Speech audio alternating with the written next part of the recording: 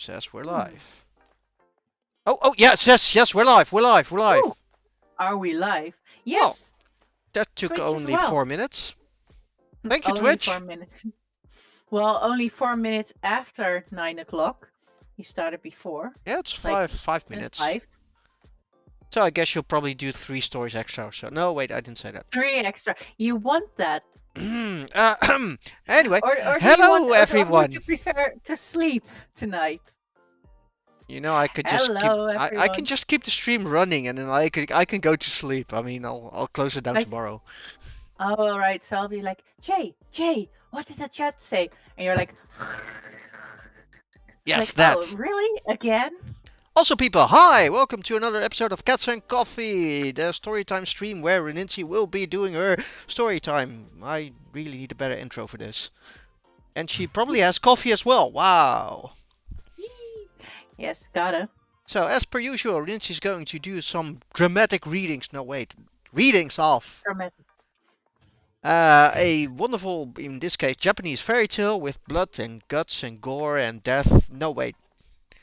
That's the other one, right? Well, that's yeah. Well, somehow the children's stories had all the gore and the terrible things, but the Japanese fairy tales have the magical boxes.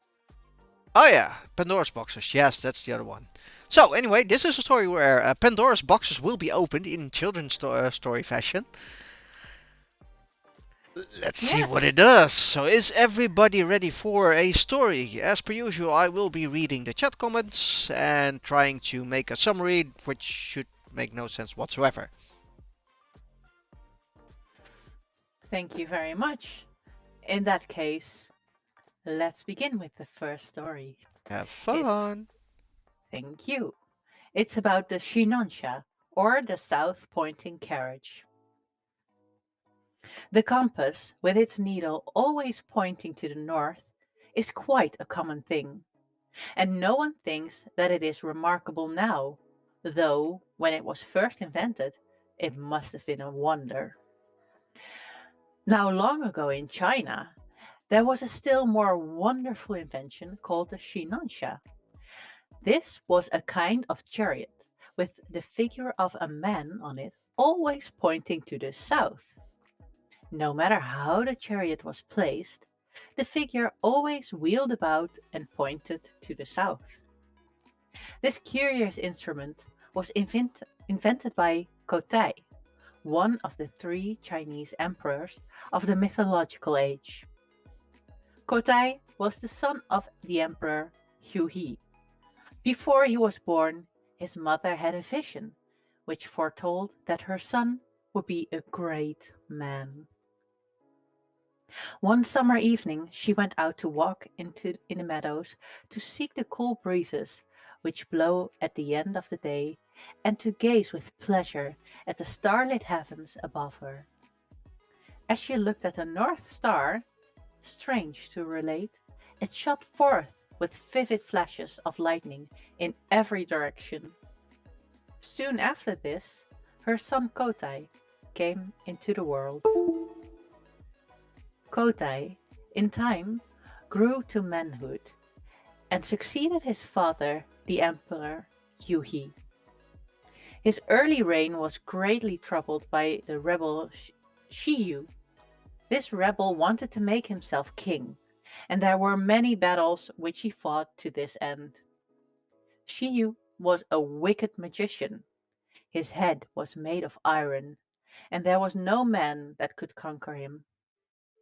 At last, Kotai declared war against the rebel and led his army to battle, and the two armies met on a plain called Takuroku.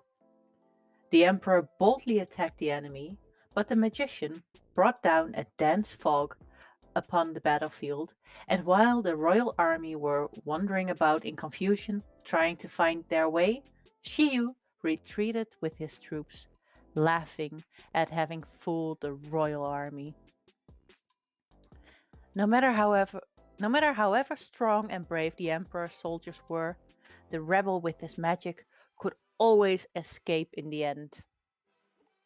Kotai returned to his palace and thought and pondered deeply as to how he should conquer the magician, for he was determined not to give up yet. After a long time, he invented the shinansha, with the figure of a man always pointing south, for there were no compasses in those days. With this instrument to show him the way, he need not fear the dense fogs raised up by the magician to confound his men. Kotai again declared war against Shiju. He placed the shinansha in front of his army and led the way to the battlefield. The battle began in earnest. The rebel was being driven backward by the royal troops when he again resorted to magic. And upon his saying some strange words in a loud voice, immediately a dense fog came down upon the battlefield. But this time, no soldier minded the fog. No one was confused. Kotai, by pointing to the shinansha, could find his way and directed the army without a single mistake. He closely pursued the rebel army and drove them backward till they came to a big river. This river Kotai and his men found was swollen by floods and impossible to cross. Shiju, by using his magic art, quickly passed over with his army and shut himself up in a fortress on the opposite bank.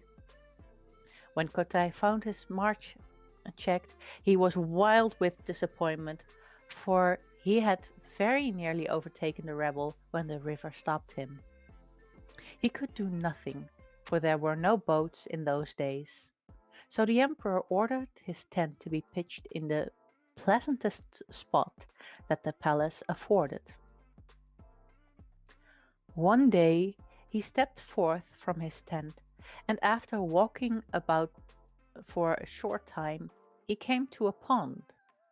Here he sat down on the bank and was lost in thought. It was autumn. The trees growing along the edge of the water were shedding their leaves, which floated hither and thither on the surface of the pond. By and by, Kotai's attention was attracted to a spider on the brink of the water. The little insect was trying to get on to one of the floating leaves nearby. It did so at last, and was soon floating over the water to the other side of the pond. This little incident made the clever emperor think that he might try to make something that could carry himself and his men over the river in the same way that the leaf had carried over the spider. He set to work and persevered till he invented the first boat. When he found that it was a success, he set all his men to make more, and in time there were enough boats for the whole army. Kotai now took his army across the river and attacked Shiju's headquarters. He gained a complete victory and so put an end to the war which had troubled his country for so long. This wise and good emperor did not rest till he had secured peace and prosperity throughout his whole land. He was beloved by his subjects, who now enjoyed their happiness of peace for many long years under him. He spent a great deal of time in making inventions which would benefit his people, and he succeeded in many besides the boat and the south-pointing shinansha. He had reigned about 100 years, when one day, as Kotai was looking upwards, the sky became suddenly red, and something came glittering like gold towards the earth. As it came nearer, Kotai saw that it was a great dragon. The dragon approached and bowed down its head before the emperor. The empress and the courtiers were so frightened that they ran away screaming. But the emperor only smiled and called them to stop and said, "Do not be afraid. This is a messenger from heaven. My time here is finished." He then mounted the dragon, which began to ascend towards the sky. When the Empress and the courtiers saw this, they all cried out together, "Wait a moment! We wish to come too!" And they all ran and caught hold of the dragon's beard and tried to mount him. But it was impossible for so many people to ride on the dragon. Several of them hung on to the creature's beard, so that when it tried to mount, the hair was pulled out and they fell to the ground. Meanwhile, the Empress and a few of the courtiers were safely seated on the dragon's back. The dragon flew up so high in the heavens that in a short time the inmates of the palace, who had been left behind disappointed, could see them no more. After some time, a bow and arrow dropped to the earth in the courtyard of the palace. They were recognized as having belonged to the Emperor Kotai. The courtiers took them up carefully and preserved them as sacred relics in the palace. Alright, that was the first story. Weren't these stories about 30 minutes long or so? This was a short one. Oh, And it had no Pandora's box. no corpses, no gore, no wow. I'm surprised. Yeah, I'm a little bit disappointed now. Yes. Well, The maybe. story doesn't freak me out. What's wrong? Yeah. Furry came in, and I think that was the. Oh yeah, and I unplugged my keyboard. But other than Mm. that, nothing happened in chat. So. Oh, and Furry had a good job interview, and he has the Oh, job. great. Congratulations. Yay, nice. Oh, that's great. He's starting What I mid-November. Oh, nice. Oh, that's soon. Mhm. That's really soon. Mhm. Oh, have fun. And I bet we'll hear how you like it. 'Cause I'm very happy for you. Very happy for you. Very happy. Nice. All right. Welcome everyone who has entered the chat. Very very nice to be reading you Japanese stories. So let's move on to the second story of tonight. Let's see how this one is going to surprise us. It's about the adventures of Kintaro, the golden boy. Take a sip and then we start.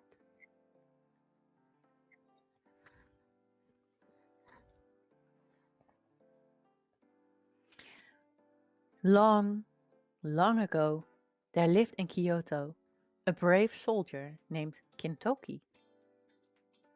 Now, he fell in love with a beautiful lady and married her. Not long after this, through the malice of some of his friends, he fell into disgrace at court and was dismissed. The misfortune so preyed upon his mind that he did not long survive his dismissal. He died, leaving behind him his beautiful young wife to face the world alone. Fearing her husband's enemies, she fled to the Ashigara Mountains as soon as her husband was dead. And there, in the lonely forests, where no one ever came except woodcutters, a little boy was born to her. She called him Kintaro, or the Golden Boy. Now, the remarkable thing about this child was his great strength. And as he grew older, he grew stronger and stronger. So that by the time he was 8 years of age, he was able to cut down trees as quickly as the woodcutters. Then his mother gave him a large axe, and he used to go out in the forest and help the woodcutters, who called him Wonder Child. And his mother, the old nurse of the mountains, for they did not know her high rank. Another favorite pastime of Kintaro's was to smash up rocks and stones. You can imagine how strong he was. Quite unlike other boys, Kintaro grew up all alone in the mountain wilds. And as he had no companions, he made friends with all the animals and learned to understand them and to speak their strange talk. By degrees, they all grew quite tame and looked upon Kintaro as their master, and he used them as his servants and messengers. But his special retainers were the bear, the deer, the monkey, and the hare. The bear often brought her cubs for Kintaro to romp with, and when she came to take them home, Kintaro would get on her back and have a ride to her cave. He was very fond of the deer too, and would often put his arms around the creature's neck to show that its long horns did not frighten him. Great was the fun they all had together. One day, as usual, Kintaro went up into the mountains, followed by the bear, the deer, the monkey, and the hare. After walking for some time, uphill and down dale and over rough roads, they suddenly came out upon a wide and grassy plain covered with pretty wild flowers. Here, indeed, was a nice place where they could all have a good romp together. The deer rubbed his horns against a tree for pleasure. The monkey scratched his back. The hare smoothed his long ears, and the bear gave a grunt of satisfaction. Kintaro said, "Here is a place for a good game. What do you all say to a wrestling match?" The bear, being the biggest and the oldest, answered for the others. "That will be great fun," said she. "I am the strongest animal, so I will make the platform for the wrestlers." And she set to work with a will to dig up the earth and to pat it into shape. "All right," said Kintaro. "I will look on while you all wrestle with each other. I shall give a prize to the one who wins each round." "What fun! We shall all try to get the prize," said the bear. The deer, the monkey, and the hare set to work to help the bear raise the platform on which they were all to wrestle. When this was finished, Kintaro cried out, "Now, begin!" The monkey and the hare shall open the sports, and the deer shall be umpire. "Now, Mr. Deer, you are to be umpire." "He he," answered the deer. "I will be umpire. Now, Mr. Monkey and Mr. Hare, if you are both ready, please walk out and take your places on the platform." Then the monkey and the hare both hopped out quickly and nimbly to the wrestling platform. The deer, as umpire, stood between the two and called out, "Red back! Red back!" This to the monkey, who has a red back in Japan. "Are you ready?" Then he turned to the hare. "Long ears! Long ears! Are you ready?" Both the little wrestlers faced each other while the deer raised a leaf on high as signal. When he dropped the leaf, the monkey and the hare rushed upon each other, crying, "Yoisho! Yoisho!"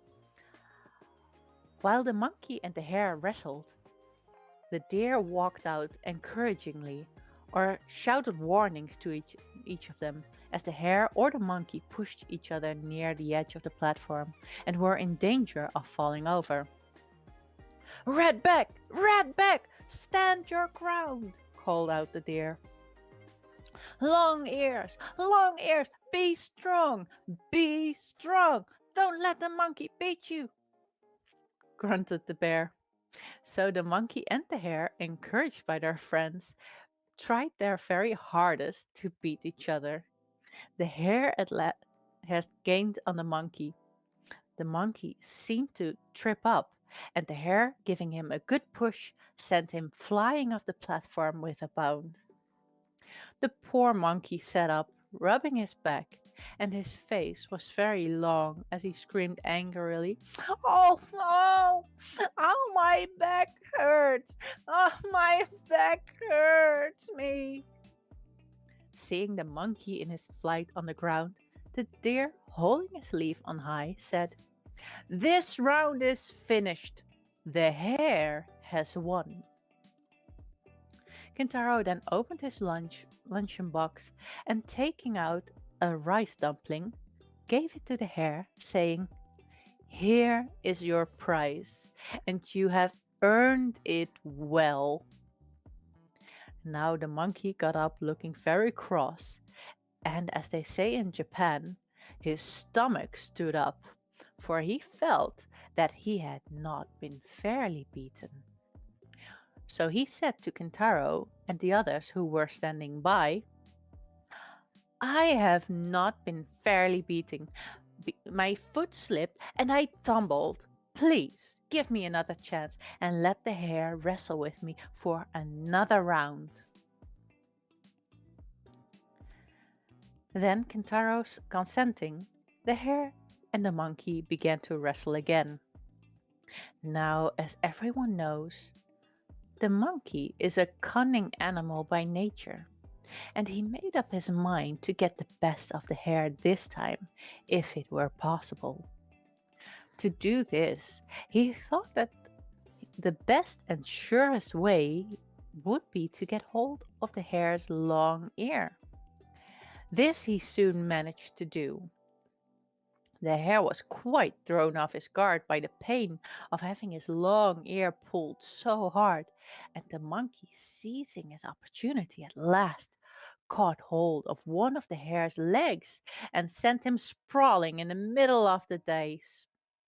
The monkey was now the victor and received a rice dumpling from Kintaro, which pleased him so much that he quite forgot his sore back. The deer now came up and asked the hare if he felt ready for another round, and if so, whether he would try a round with him, and as the hare consenting, they both stood up to wrestle. The bear came forward as umpire. The deer with long horns and the hare with long ears. It must have been an amusing sight to those who watched this queer match. Suddenly, the deer went down on one of his knees, and the bear, with the leaf on high, declared him beaten. In this way, sometimes the one, sometimes the other, conquering, the little party amused themselves till they were very tired. At last, Gintaro got up and said, "This is enough for today. What a nice place we have found for wrestling. Let us come again tomorrow. Now we will all go home. Come along."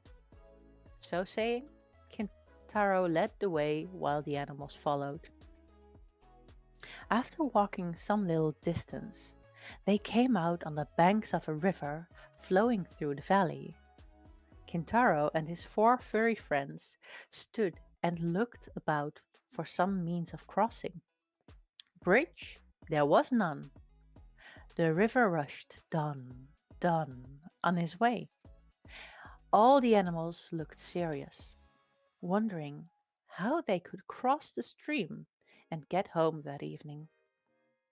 Kintaro, however, said, "Wait a moment. I will make a good bridge for all of you in a few minutes." The bear, the deer, the monkey, and the hare looked at him to see what he would do now. Kintaro went from one tree to another that grew along the river bank. At last, he stopped in front of a very large tree that was growing at the water's edge. He took hold of the trunk and pulled it with all his might, once, twice, thrice, and at the third pull, So great was Kintaro's strength that the roots gave way, and merry, merry, crash, crash, over fell the tree, forming an excellent bridge across the stream. There, said Kintaro, what do you think of my bridge? It is quite safe, so follow me. And he stepped across first. The four animals followed. Never had they seen anyone so strong before, and they all exclaimed, how strong he is! How strong he is! While all this was going on by the river, a woodcutter, who happened to be standing on a rock overlooking the stream, had seen all that passed beneath him. He watched with great surprise Kintaro and his animal companions. He rubbed his eyes to be sure that he was not dreaming when he saw this boy pull over a tree by the roots and throw it across the stream to form a bridge.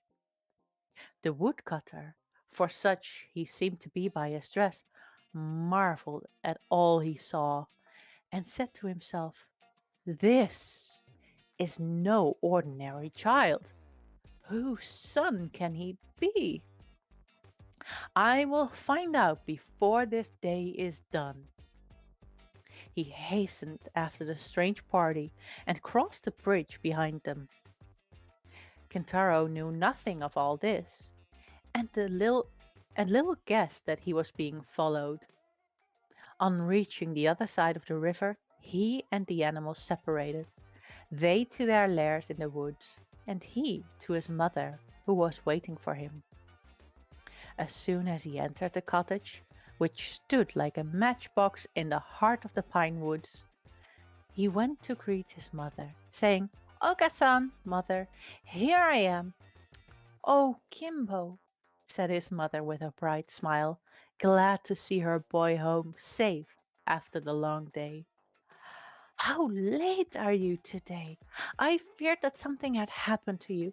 Where have you been all this time? I took my four friends, the bear, the deer, the monkey, and the hare, up into the hills, and there I made them try a wrestling match to see which was the strongest. We all enjoyed the sport and are going to the same place tomorrow to have another match. Now tell me, who is the strongest of all? Asked his mother, pretending not to know. Oh, mother, said Kintaro, don't you know that I am the strongest? There was no need for me to wrestle with any of them. But next to you, then, who is the strongest? The bear comes next to me in strength, answered Kintaro. And after the bear? Asked his mother again. Next to the bear, it is not easy to say which is the strongest. For the deer, the monkey, and the hare all seem to be as strong as each other, said Kintaro. Suddenly, Kintaro and his mother were startled by a voice from outside. Listen to me, little boy. Next time you go, take this old man with you to the wrestling match. He would like to join the sport too.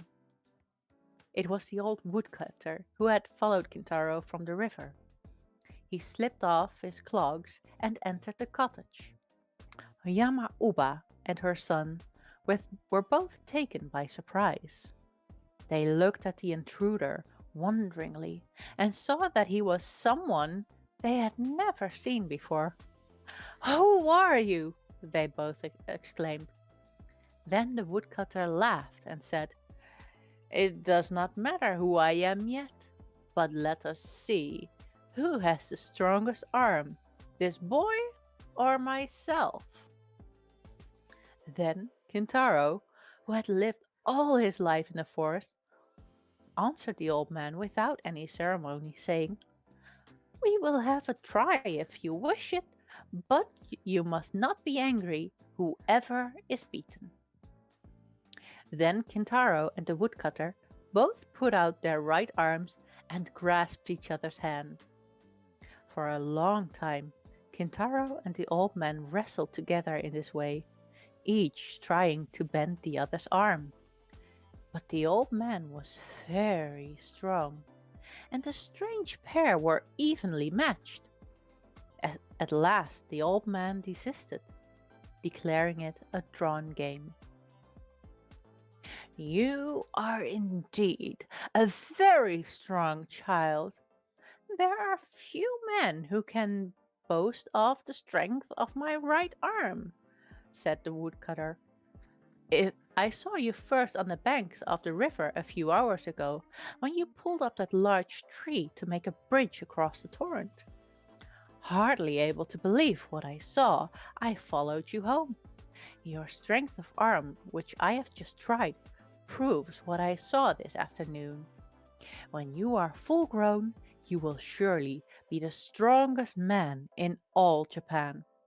It is a pity that you are hidden away in these wild mountains. Then he turned to Kintaro's mother. And you, mother, have you no thought of taking your child to the capital and of teaching him to carry a sword as benefits a samurai? You are very kind to take such interest in my son, replied the mother. But he is, as you see, wild and uneducated, and I fear it would be very difficult to do as you say. Because of his great strength as an infant, I hid him away in this unknown part of the country, for he hurt every one that came near him. I have often wished that I could, one day, see my boy a knight wearing two swords, but as we have no influential friend to introduce us at the capital, I fear my hope will never come true. You need not trouble yourself about that. To tell you the truth, I am no woodcutter. I am one of the great generals of Japan. My name is Saramitsu, and I am a vassal of the powerful Lord Minamoto no Raiko. He ordered me to go around the country and look for boys who give promise of remarkable strength, so that they may be trained as soldiers for his army. I thought that I could best do this by assuming the disguise of a woodcutter. By good fortune, I have thus unexpectedly come across your son. Now, if you really wish him to be a samurai, I will take him and present him to Lord Raiko as a candidate for his service. What do you say to this? As the kind general gradually unfolded his plan to the mother's heart, to the mother, as the kind general gradually unfolded his plan, the mother's heart was filled with a great joy. She saw that there was a wonderful chance of the one wish of her life being fulfilled, that of seeing Kintaro a samurai before she died. Bowing her head to the ground, she replied, I will then entrust my son to you, if you really mean what you say. Kintaro had all this time been sitting by his mother's side, listening to what they said. When his mother finished speaking, he exclaimed, Oh, joy, joy! I am to go with the general, and one day I shall be a samurai! Thus, Kintaro's fate was settled, and the general decided to start for the capital at once, taking Kintaro with him. It need hardly be said that Yamauba was sad at parting with her boy, for he was all that was left to her. But she hid her grief with a strong face, as they say in Japan. She knew that it was for her boy's good that he should leave her now, and she must not discourage him as he was setting out. Kintaro promised never to forget her, and said that as soon as he was a knight wearing two swords, he would build her a home and take care of her in her old age. All the animals, those he had tamed to serve him, the bear, the deer, the monkey, and the hare, as soon as they found out that he was going away, came to ask if they might attend him as usual. When they learned that he was going away for good, they followed him to the foot of the mountain to see him off. Kimbo, said his mother, mind and be a good boy. Mr. Kintaro, said the faithful animals, we wish you good health on your travels. Then they all climbed the tree to see the last of him, and from that height they watched him and his shadow gradually grow smaller and smaller till he was lost to sight. The general Sadamitsu went on his way, rejoicing at having so unexpectedly found such a prodigy as Kintaro. Having arrived at their destination, the general took Kintaro at once to his lord, Minamoto no Raiko, and told him all about Kintaro and how he had found the child. Lord Raiko was delighted with the story, and having commanded Kintaro to be brought to him, made him one of his vassals at once. Lord Raiko's army was famous for its band called the Four Braves. These warriors were chosen by himself from amongst the bravest and strongest of his soldiers, and the small and well picked band was distinguished throughout the whole of Japan for the dauntless courage of its men. When Kintaro grew up to be a man, his master made him chief of the Four Braves. He was by far the strongest of them all.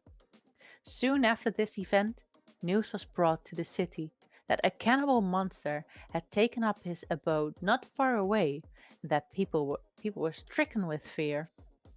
Lord Raiko ordered Kintaro to the rescue. He immediately started off, delighted at the prospect of trying his sword.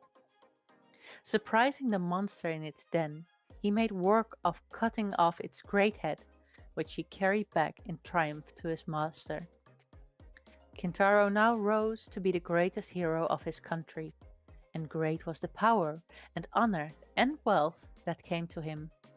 He now kept his promise and built a comfortable home for his old mother, who lived happily with him in the capital to the end of her days. Is not this the story of a great hero? The end.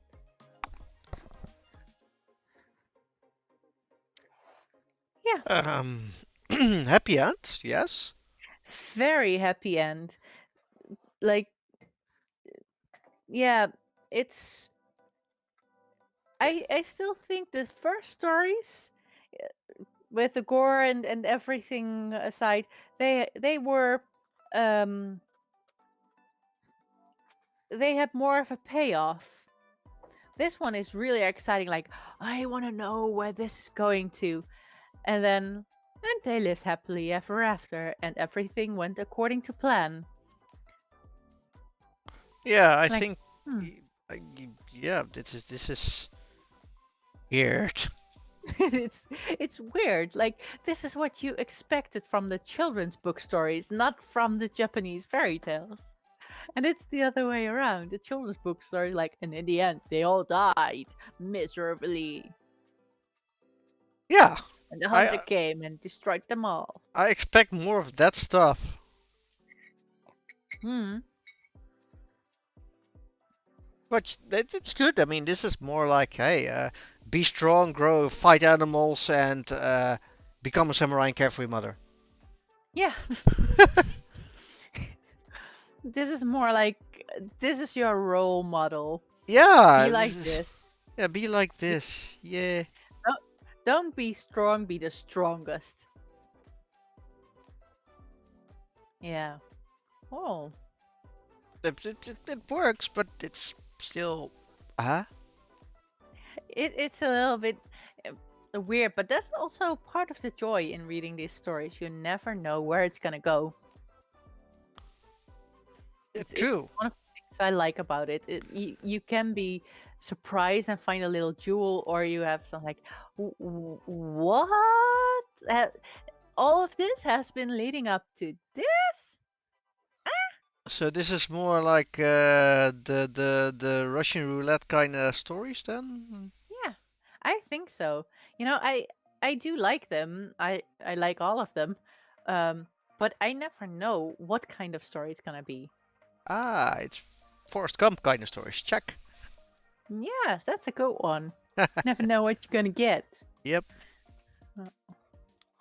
I see something in chat about the anime Golden Boy. That's Yeah, entirely this different. Very different. very different. Yeah. How is a cannibal monster a problem?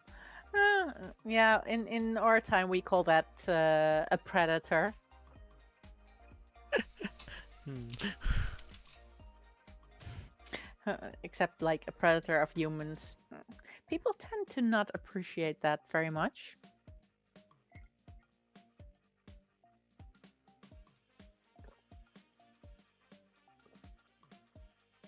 Yeah, I really also felt like, okay, the animals in this story are going to be part of the plot, but they were just there so he could be Epic. discovered. Yeah. It's funny though. Without them, if only he pulled a tree out of the ground, the story could have gone the same way. He didn't have to befriend animals. So I find that a little bit of a pity as well. I at least they should have it's even symbolically returned to him. Like he named his swords after them, or had an emblem, or they like, or they had there were four friends and each belonging to a direction to guide him and never get lost. Like whatever, something. But hmm, maybe the next one will be the one that makes up for all of this. I see a lot of names already, so okay, this is going to be Name let's dropping try. the story. Yeah, the story of Princess Hayes, a story of old Japan. Let's go. Many, many years ago, there lived in Nara, the ancient capital of Japan, a wise state minister by the name Prince Toyonari Fujiwara. His wife was a noble, good, and beautiful woman called Princess Murasaki, which means violet. They had been married by their respective families according to Japanese custom. When very young, he had lived together happily ever since. They had, however, one cause for great sorrow, for as the years went by, no child was born to them. This made them very unhappy, for they both longed to see a child of their own who would grow up to gladden their old age, carry on the family name, and keep up the ancestral rites when they were dead. The prince and his lovely wife, after long consultation and much thought, determined to make a pilgrimage to the temple of Hage no Kwannon, the goddess of mercy at Hades. For they believed, according to the beautiful tradition of their religion, that the Mother of Mercy, Kwannon, comes to answer the prayers of mortals in the form that they need the most. Surely, after all these years of prayer, she would come to them in the form of a beloved child in answer to their special pilgrimage. For that was the greatest need of their two lives. Everything else they had that this life could give them. But it was all as nothing, because the cry of their hearts was unsatisfied. So the prince, Tojanari, and his wife went to the temple of Kwannon at Hades and stayed there for a long time, both daily offering incense and praying to Kwannon, the Heavenly Mother, to grant them the desire of their whole lives. And their prayer was answered. A daughter was born at last, to the Princess Murasaki, and great was the joy of her heart. On presenting the child to her husband, they both decided to call her Hasehime, or the Princess of Haze, for she was the gift of the Kwannon at that place. They both reared her with great care and tenderness, and the child grew in strength and beauty. When the little girl was 5 years old, her mother fell dangerously ill, and all the doctors and their medicines could not save her. A little before she breathed her last, she called her daughter to her, and gently stroking her head, said, Hasehime, do you know that your mother cannot live any longer? Though I die, you must grow up a good girl. Do your best not to give trouble to your nurse or any of your family. Perhaps your father will marry again, and someone will fill my place as your mother. If so, do not grieve for me, but look upon your father's second wife as your true mother, and be obedient and filial to both her and your father. Remember, when you are grown up, to be submissive to those who are your superiors, and to be kind to all who are under you. Don't forget this. I die with the hope that you will grow up a model woman. Hasehime listened in an attitude of respect while her mother spoke, and promised to do all that she was told. There is a proverb which says, as the soul is at 3, so it is at 100.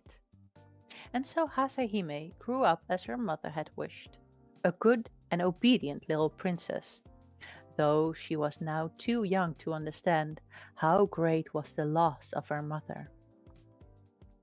Not long after the death of his first wife, Prince Tojonari married again, a lady of noble birth named Princess Terute. Very different in character, alas.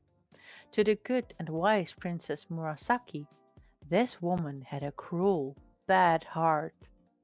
She did not love her stepdaughter at all, and was often very unkind to the little motherless girl, saying to herself, this is not my child. This is not my child. But Hasehime bore every unkindness with patience, and even waited upon her stepmother kindly, and obeyed her in every way, and never gave any trouble, just as she had been trained by her own good mother, so that the Lady Terute had no cause for complaint against her. The little princess was very diligent, and her favorite studies were music and poetry. She would spend several hours practicing every day, and her father had the most proficient of masters he could find to teach her of the koto, which is the Japanese harp, the art of writing letters and verse. When she was 12 years of age, she could play so beautifully that she and her stepmother were summoned to the palace to perform before the emperor. It was the festival of the cherry flowers, and there were great festivities at the court. The emperor threw himself into the enjoyment of the season, and commanded that Princess Haze should perform before him on the koto, and that her mother, Princess Terute, should accompany her on the flute. The emperor sat on the raised dais, before which was hung a curtain of finely sliced bamboo and purple tassels, so that his majesty might see all and not be seen, for no ordinary subject was allowed to look upon his sacred face. Hasehime was a skilled magician, though so young, and often astonished her masters by her wonderful memory and talent. On this momentous occasion she played well, but Princess Terute, her stepmother, who was a lazy woman and never took the trouble to practice daily, broke down in her accompaniment and had to request one of the court ladies to take her place. This was a great disgrace, and was furiously jealous to think that she had failed where her stepdaughter succeeded. And to make matters worse, the emperor sent many beautiful gifts to the little princess to reward her for playing so well at the palace.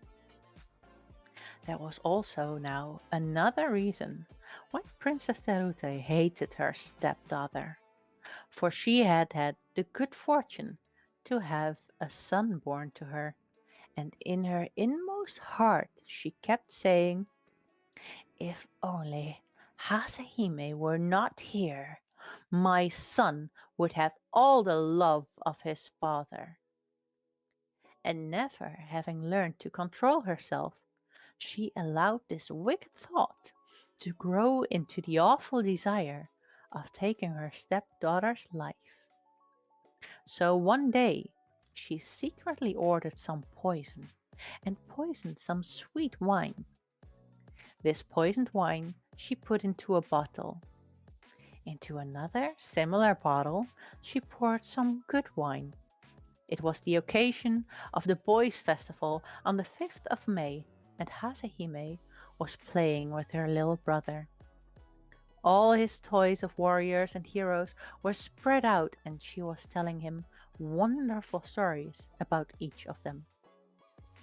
They were both enjoying themselves and laughing merrily with their attendants when his mother entered with 2 bottles of wine and some delicious cakes. "You are both so good and happy," said the wicked Princess Sarute with a smile, "that I have brought you some sweet wine as a reward, and here are some nice cakes for my good children." And she filled 2 cups from the different bottles. Hasehime, never dreaming of the dreadful part her stepmother was acting, took one of the cups of wine and gave to her little stepbrother the other that had been poured out for him. The wicked woman had carefully marked the poisoned bottle, but on coming into the room she had grown nervous, and pouring out the wine hurriedly had unconsciously given the poisoned cup to her own child. All this time she was anxiously watching the little princess, but to her amazement no change whatever took place in the young girl's face. Suddenly the little boy screamed and threw himself on the floor, doubled up with pain. His mother flew to him, taking the precaution to upset the 2 tiny jars of wine which she had brought into the room, and lifted him up. The attendants rushed for the doctor, but nothing could save the child. He died within the hour in his mother's arms. Doctors did not know much in those ancient times, and it was thought that the wine had disagreed with the boy, causing convulsions of which he died. Thus was the wicked woman punished in losing her own child when she had tried to do away with her stepdaughter. But instead of blaming herself, she began to hate Hasehime more than ever in the bitterness and wretchedness of her own heart, and she eagerly watched for an opportunity to do her harm, which was, however, long in coming. When Hasehime was 13 years of age, she had already become mentioned as a poetess of some merit. This was an accomplishment very much cultivated by the women of old Japan, and one held in high esteem. It was a rainy season at Nara, and floods were reported every day as doing damage in the neighborhood. The river Tatsuta, which flowed through the imperial palace grounds, was swollen to the top of its banks, and the roaring of the torrents of water rushing along a narrow bed so disturbed the emperor's rest day and night that a serious nervous disorder was the result.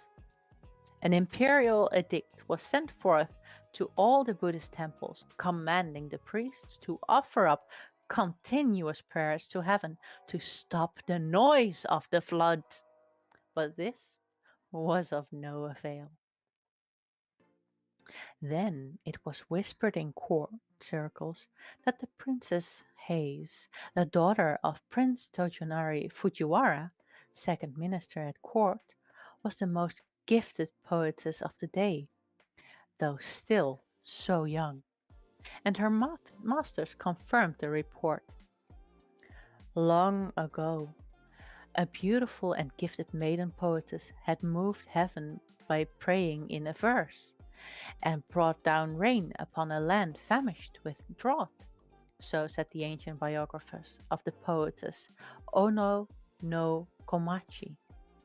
If the Princess Hayes were to write a poem and offer it in prayer, might it not stop the noise of the rushing river and remove the cause of the imperial illness? What the court said at last reached the ears of the emperor himself, and he sent an order to the minister Prince Tojonari to this effect. Great indeed was Hasehime's fear and astonishment when her father sent for her and told her what was required of her. Heavy indeed was the duty that was laid on her young shoulders, that of saving the emperor's life by the merit of her verse. At last the day came, and her poem was finished.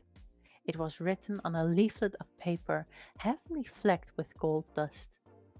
With her father and attendants and some of the court official, she proceeded to the bank of the roaring torrent, and raising up her heart to heaven, she read the poem she had composed, aloud, lifting it heavenwards in her two hands. Strange indeed, it seemed to all those standing round. The waters ceased their roaring, and the river was quiet in direct answer to her prayer. After this, the emperor soon recovered his health. His Majesty was highly pleased, and sent for her to the palace and rewarded her with the rank of Chinjo, that of Lieutenant General, to distinguish her. From that time, she was called Chinjo Hime, or the Lieutenant General Princess, and respected and loved by all. There was only one person who was not pleased at Hasehime's success. That one was her stepmother, forever brooding over the death of her own child, whom she had killed when trying to poison her stepdaughter.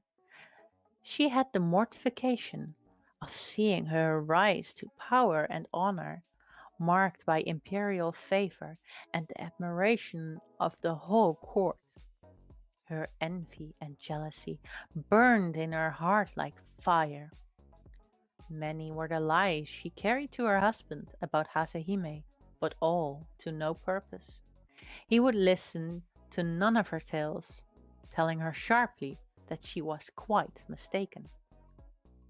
At last, the stepmother, seizing the opportunity of her husband's absence, ordered one of her old servants to take the innocent girl to the Hibari Mountains, the wildest parts of the country, and to kill her there.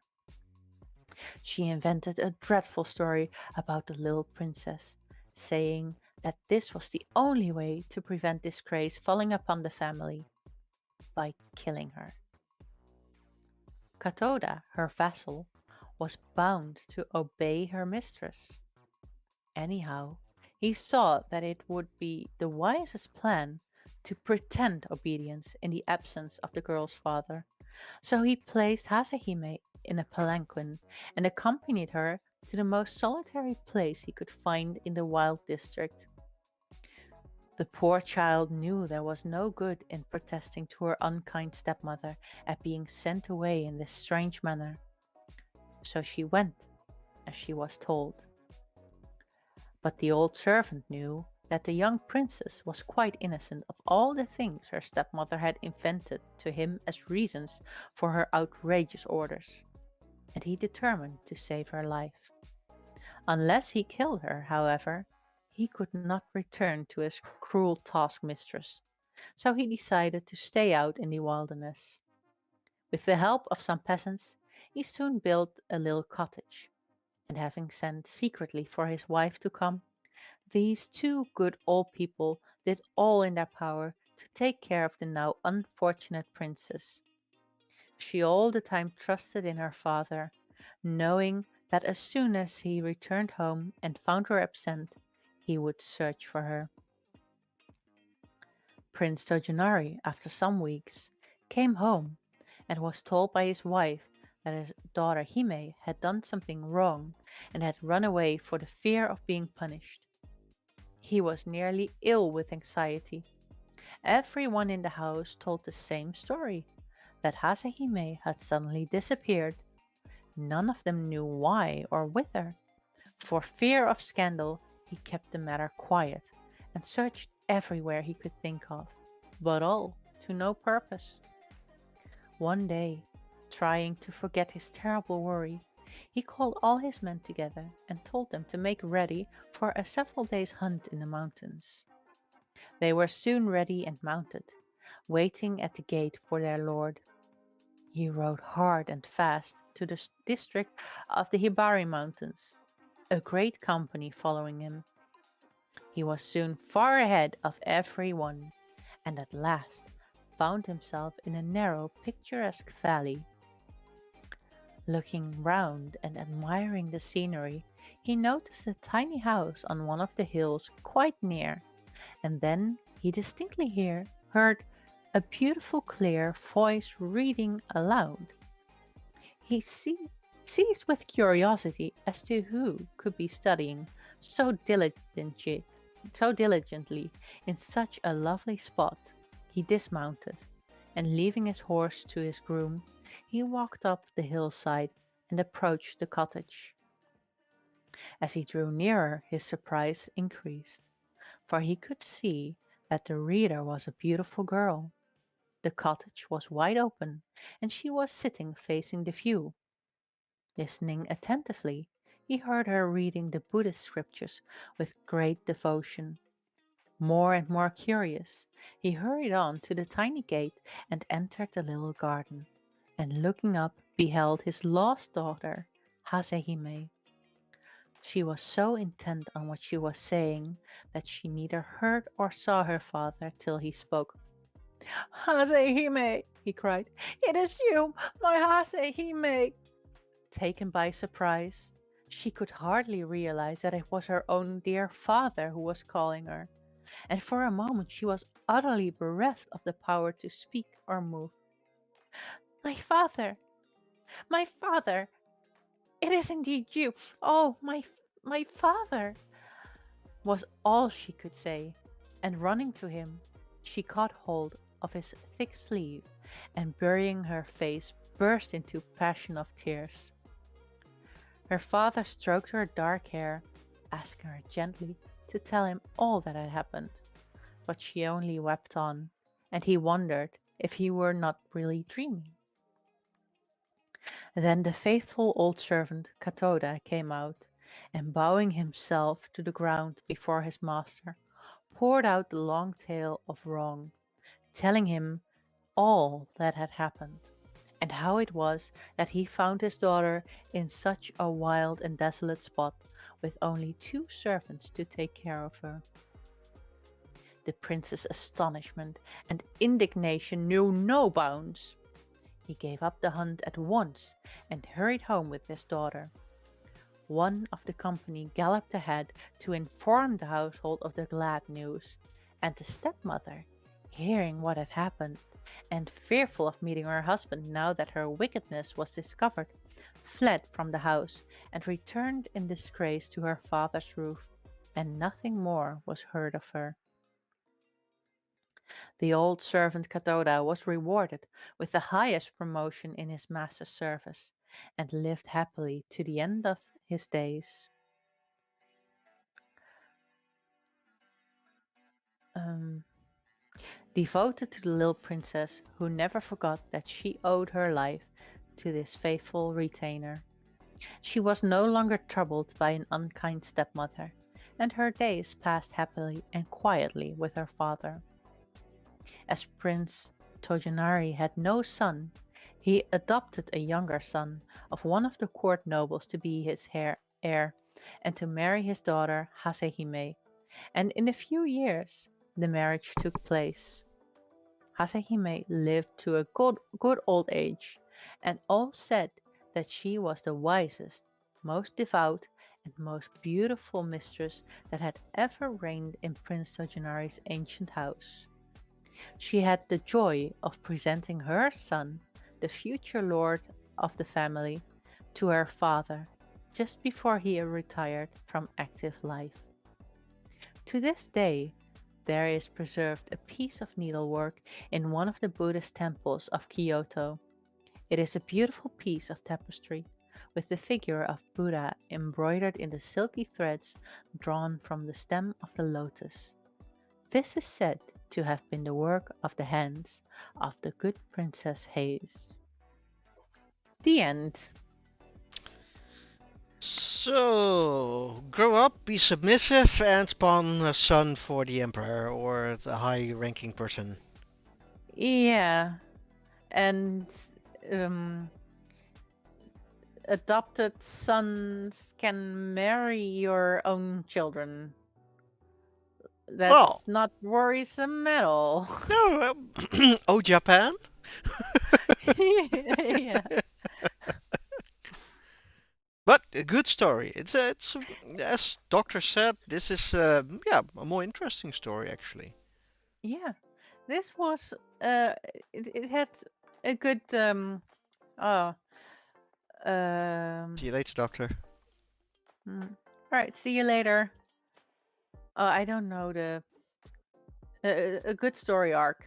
Yes. Yeah, it had a good story. I mean, it was yeah, there was a few bit Yeah, right yeah. at the start, be submissive.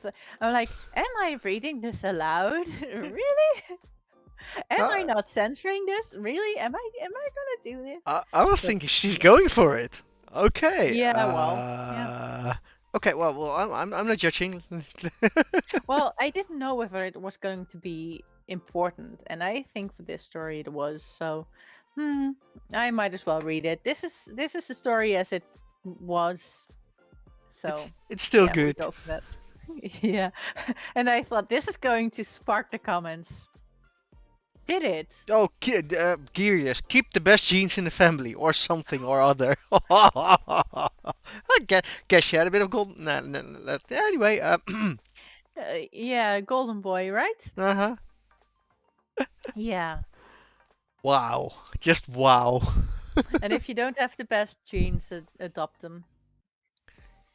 Oh, it's a smart tactic. Hmm. So, are we going to do another one as well? Yeah, how much time? Oh, yeah. Yeah. 25-ish Let's minutes. We're going to do another one. Last one of today. The story of the man who did not wish to die. Sounds like it might be a good one. I wonder if there's some death involved. Yeah. Well, at least there's going to be death evasion. Yes, this is going. I think this is going to be good. Long, long ago, there lived a man called Sentaro. His surname meant millionaire. But although he was not so rich as all that, he was still very far removed from being poor. He had inherited a small fortune from his father and lived on this, spending his time carelessly, without any serious thoughts or of work, till he about till he was about 32 years of age. One day, without any reason whatsoever, the thought of death and sickness came to him. The idea of falling ill or dying made him feel wretched. I should like to live, he said to himself, till I am 500 or 600 years old at least, free from all sickness. The ordinary span of a man's life is very short. He wondered whether it were possible, by living simply and frugally henceforth, to prolong his life as long as he wished. He knew there were many stories in ancient history of emperors who had lived 1,000 years, and there was a princess of Yamato who, it was said, lived to the age of 500. This was the latest story of a very long life record. Sentaro had often heard the tale of the Chinese king named Shinno Shiko. He was one of the most able and powerful rulers in Chinese history. He built all the large palaces and also the famous Great Wall of China. He had everything in the world he could wish for, but in spite of all his happiness and the luxury and the splendor of his court, the wisdom of his counselors, and the glory of his reign, he was miserable because he knew that one day he must die and leave it all. When Shinoshiko went to bed at night, when he rose in the morning, and he went through his day, the thought of death was always with him. He could not get away from it. Ah, if only he could find the elixir of life, he would be happy. The emperor at last called a meeting of his courtiers and asked them all if they could not find him the elixir of life, of which he had so often read and heard. One of the old courtiers, Jofuku by name, said that far away across the seas there was a country called Horizon, and that certain hermits lived there who possessed the secret of the elixir of life. Whoever drank of this wonderful draught lived forever. The emperor offered Jofuku to set out for the land of Horizon to find the hermits and to bring him back a vial of the magic elixir. He gave Jofuku one of his best junks, fitted it out for him, and loaded it with the great quantities of treasures and precious stones for Jofuku to take as presents to the hermits. Excuse me. Jofuku sailed for the land of Horizon, but he never returned to the waiting emperor. But ever since that time, Mount Fuji, Mount Fuji had been said to be the fabled horizon and the home of hermits who had the secret of the elixir, and Jofuku has been worshipped as their patron god. Now Sentaro determined to set out to find the hermits, and if he could, to become one, so that he might obtain the water of perpetual life. He remembered that as a child he had been told that not only did these hermits live on Mount Fuji, but that they were said to inhabit all the very high peaks. So he left his old home to the care of his relatives and started out on his quest. He traveled through all the mountains. Uh, he traveled through all the mountainous regions of the land, climbing to the tops of the highest peaks, but never a hermit did he find. At last, after wandering in an unknown region for many days, he met a hunter. Can you tell me, asked Sentaro, where the hermits live who have the elixir of life? No, said the hunter. I can't tell you where such hermits live, but there is a notorious robber living in these parts. It is said that he is chief of a band of 200 followers. This odd answer irritated Sentaro very much, and he thought how foolish it was to waste more time in looking for the hermits in this way. So he decided to go at once to the shrine of Chofuku, who is worshipped as the patron god of the hermits in the south of Japan. Sentaro reached the shrine and prayed for 7 days, entreating Jofuku to show him the way to a hermit who could give him what he wanted so much to find. At midnight of the seventh day, as Sentaro knelt in the temple, the door of the innermost shrine flew open, and Jofuku appeared in a luminous cloud, and calling to Sentaro to come nearer, spoke thus. Your desire is very selfish one and cannot be easily granted. You think that you would like to become a hermit so as to find the elixir of life? Do you know how hard a hermit's life is? A hermit is only allowed to eat fruit and berries and the bark of pine trees. A hermit must cut himself off from the world so that his heart may become as pure as gold and free from every earthly desire. Gradually, gradually, after following these strict rules, the hermit ceases to feel hunger or cold or heat, and his body becomes so light that he can ride on a crane or a carp and can walk on water without getting his feet wet. You, Centauro, are fond of good living and of every comfort. You are not even like an ordinary man, for you are exceptionally idle and more sensitive to heat and cold than most people. You would never be able to go barefoot or wear only the thin dress in winter time. Do you think that you would ever have the patience or the endurance to live a hermit's life? In answer to your prayer, however, I will help you in another way. I will send you to the country of perpetual life, where death never comes, where the people live forever. Saying this, Jofuku put into Sentaro's hand a little crane made of paper, telling him to sit on its back and it would carry him there. Sentaro obeyed wonderingly. The crane grew large enough for him to ride on with comfort. It then spread its wings, rose high in the air, and flew away over the mountains right out to sea. Sentaro was at first quite frightened, but by degrees he grew accustomed to the swift flight through the air. On and on they went for thousands of miles.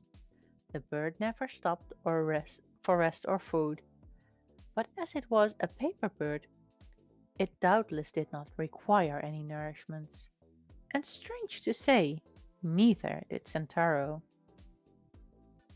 After several days they reached an island. The crane flew some distance inland and then alighted. As soon as Sentaro got down from the bird's back, the crane folded up of its own accord and flew into his pocket. Now Sentaro began to look about him wonderingly, curious to see what perpetual life was like.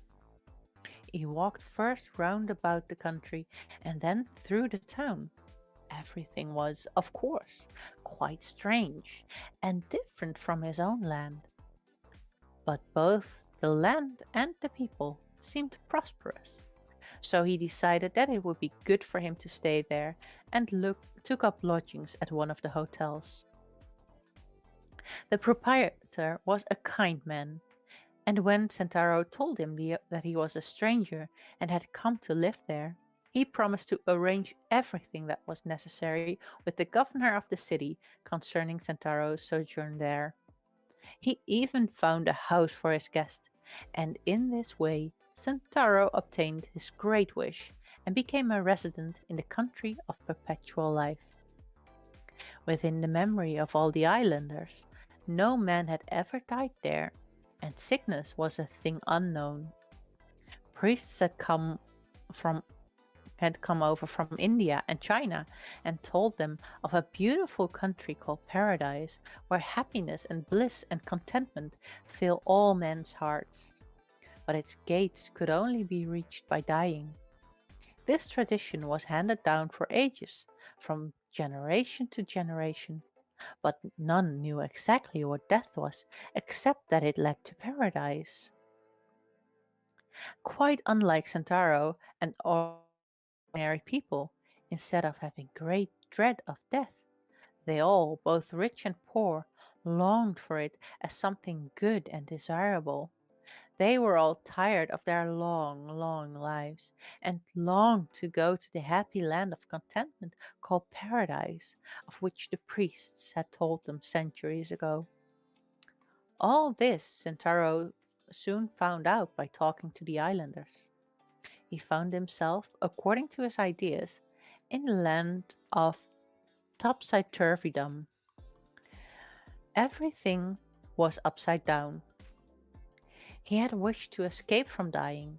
He had come to the land of perpetual life with great relief and joy, only to find that the inhabitants themselves, doomed never to die, would consider it a bliss to find death. What he had hitherto considered poison, these people ate as good food, and all the things to which he had been accustomed as food, they rejected. Whenever any merchants from other countries arrived, the rich people rushed to them, eager to buy poisons. These they swallowed eagerly, hoping for death to hoping for death to come, so that they might go to paradise. But what were deadly poisons in other lands were without effect in this strange place, and people who swallowed them with the hope of dying only found that in a short time they felt better in health instead of worse. Vainly they tried to imagine what death could be like. The wealthy would have given all their money and all their goods if they could but shorten their lives, or or 2 or 300 years even, without any change. To live on forever seemed to this people wearisome and sad. In the chemist shops, there was a drug which was in constant demand, because after using it for 100 years, it was supposed to turn the hair slightly gray and to bring about disorders of the stomach. Sentaro was astonished to find that the poisonous globefish was served up in restaurants as a delectable dish, and hawkers in the street went about selling sauces made of Spanish flies. He never saw anyone ill after eating these horrible things, nor did he ever see anyone with as much as a cold. Sentaro was delighted. He said to himself that he would never grow tired of living, and that he considered it profane to wish for death. He, he was the only happy man on the island. For his part, he wished to live thousands of years and to enjoy life. He set himself up in business, and for the present never even dreamed of going back to his native land. As years went by, however, things did not go as smoothly as at first. He had very heavy losses in business, and several times some affairs went wrong with his neighbors. This caused him great annoyance. Time passed like the flight of an arrow for him, for he was busy from morning till night. 300 years went by in this monotonous way, and then at last he began to grow tired of life in this country, and he longed to see his own land and his old home.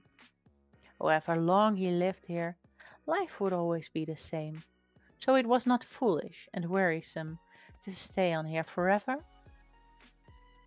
Sentaro, in his wish to escape from the country of perpetual life, recollected recollected Jofuku, who had helped him before when he was wishing to escape from death, and he prayed to the saint to bring him back to his own land again. No sooner did he pray than the paper crane popped out of his pocket. Sentaro was amazed to see that it had remained undamaged all these years. Once more the bird grew and grew till it was large enough for him to mount it. As he did so, the bird spread its wings and flew swiftly out across the sea in the direction of Japan. Such was the wilfulness of the man's nature that he looked back and regretted all that he had left behind. He tried to stop the bird in vain. The crane held on its way for thousands of miles across the ocean. Then a storm came on, and the wonderful paper crane got damp, crumpled up, and fell into the sea. Sentaro fell with it. Very much frightened at the thought of being drowned, he cried out loudly to Jofuku to save him. He looked round, but there was no ship in sight. He swallowed a quantity of sea water, which only increased his miserable plight. He was thus struggling to keep himself afloat. He saw a monstrous shark swimming towards him. As it came nearer, it opened its huge mouth, ready to devour him. Sentaro was all but paralyzed with fear now that he felt his end so near, and screamed out as loudly as ever he could to Jofuku to come and rescue him. Lo and behold, Sentaro was awakened by his own screams, to find that during his long prayer he had fallen asleep before the shrine, and that all his extraordinary and frightful adventures had only been a wild dream. He was in a cold perspiration with fright, and utterly bewildered. Suddenly a bright light came towards him, and in the light stood a messenger. The messenger held a book in his hand, and spoke to Sentaro. I am sent to you by Jofuku, who in answer to your prayer has permitted you in a dream to see the land of perpetual life. But you grew weary of living there, and begged to be allowed to return to your native land so that you might die.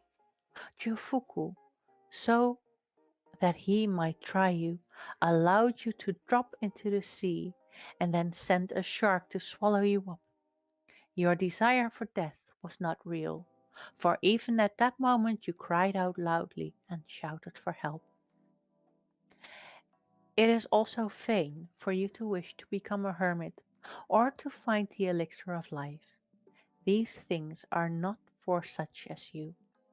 Your life is not austere enough. It is best for you to go back to your paternal home and to live a good and industrious life. Never neglect to keep the anniversaries of your ancestors, and make it your duty to provide for your children's future. Thus, you will live a good old age and be happy. But give up the vain desire to escape death, for no man can do that. And by this time, you have surely found out that even when selfish desires are granted, they do not bring happiness. In this book, I give you there are many precepts good for you to know. If you study them, you will be guided in the way I have pointed out to you. The angel disappeared as soon as he had finished speaking, and Sentaro took the lesson to heart. With the book in his hand, he returned to his old home, and giving up all his old vain wishes, tried to live a good and useful life, and to observe the lessons taught him in the book, and he and his house prospered henceforth. The end. Moral of the story: don't wish for too much. Keep You doing what don't, you're doing and just enjoy it. yeah. Don't bite off more than you can chew. But then, in years, I do think that this has a nice layer to it. It can make you think: would you want to live forever if that meant that, would it at some point become monotonous? I And don't think I would want to live forever. I yeah, mean, live a long time, sure. Live forever? Eh. forever is very long. I don't. Yeah, Uh, forever's very long, and well, just the thought of not being able to live with the people I care for and love, no, would be a lonely hmm, thing.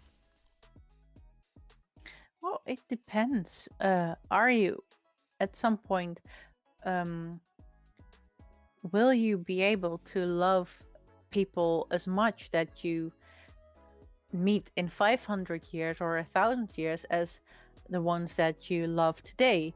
Because, you know, if the people in 1,000 years, they have never been with you for, to share the memories of today. But then again, the people of today will never have been able to talk about the things in the future. So you're not going to have anyone It sounds who it sounds like a lonely life. I would mean, have. Yeah. I think very few people would like to live forever. Forever. also, Bramsteinvos had a good one. Of all the people that ever lived, about 7% are alive today. So the chance of dying is 93%. Nice. I like that math. Yeah, yeah. I'm going to stay a part of that 7%. That's a low number. I thought that there were so many people on the earth today that actually a large percentage of people, a crazy large percentage of people, live today. So I'm actually surprised. I just like the factoid. Yeah. Should use that someday somewhere just as a random thing. Hey, do you know that I'm going to Google that one, like of how many of all the people that ever lived, how many are alive today. I thought the number was different actually, but 7% sounds more realistic than the numbers I heard previously. Sounds better. Mhm. And I also see it's gonna get really boring when you're floating in space after the Earth is gone. Well, but you could go and float everywhere, anywhere you like. Eventually, you find a planet. Might find some strange beings living there. Can argue over who is first. True. Yeah, like yeah, we've lived here forever. Yeah, but I'm older than you. Yeah. Interesting things. But Yeah. that's usually what you get when you reach the end of the stream. Mm-hmm. Which Yes. brings me to the more important question. Are we going to raid today? I obviously haven't had time to pick a raid target, so I saw a I couple. yes. Well, let's start a raid then. Oh, we can choose. We have our good friend Phil streaming right now. Yes. Yes? Let's. Okay, well, that was an easy one. We won't be getting sleep soon this evening. Oh, well, let's do it. All right. Yeah. Well, you're asking like, Yeah, yeah. no, yeah, you Let's said go for it. yes, so let's go for it. And it can be a short one. Yeah. We're gonna try. So anyway, to our lovely chat, thank you for attending another Cats and Coffee Japanese fairy tales where surprisingly not many people died. No. It's incomplete. It's incomplete. How? How? Yeah, everyone escaped I, and I I expect more gore next went. time though. Yeah, well, um, previously we expected Oh, something oh, sweet and innocent, and then we got gore and strange things. Like, how did this ever end up in a children's book? But true. Phoenicia also brings up the most important part of all: no boxes. no boxes. But um, there were cottages in the woods that were in the uh, first two stories. And well, the last one is actually also about going to the mountains and visiting the hermits, but it's not exactly the same. But there was some overlap in these as well. And these stories of today were all with some like instructions to life. How Mm-hmm. should you be a good person? Uh-huh. Trying to convince you like this hero did it too. So you can too. Fun. Don't be bad. Anyway, next Sunday will be a regular Foxes and coffee? Why, I almost forgot the name of the thing we do. Mhm. Okay, next Sunday will be a regular Foxes and Coffee where we'll be doing doodling, good conversations, probably a doodle time, dramatic poetry readings, whatever we want. It's going to be fun. Yes, So for now, definitely. get your raid calls ready. We're gonna pay Phil a visit. Let's raid a Yes. tomato. Raid Oh, call. yeah. Woo! All 3, right. Bye, 2, everyone. 1. I'm starting the raid and hoping it works. Raid! Raid! Raid! Raid! I don't see any Woo! raid things going on. Does it work? Keep it up. Woo, woo, woo. We're gonna raid, raid, Oh, here, right now. Here we go. raid. Yes. Uh, Bye. bye bye. I think. I hope. Yes, we're raiding. Click, click.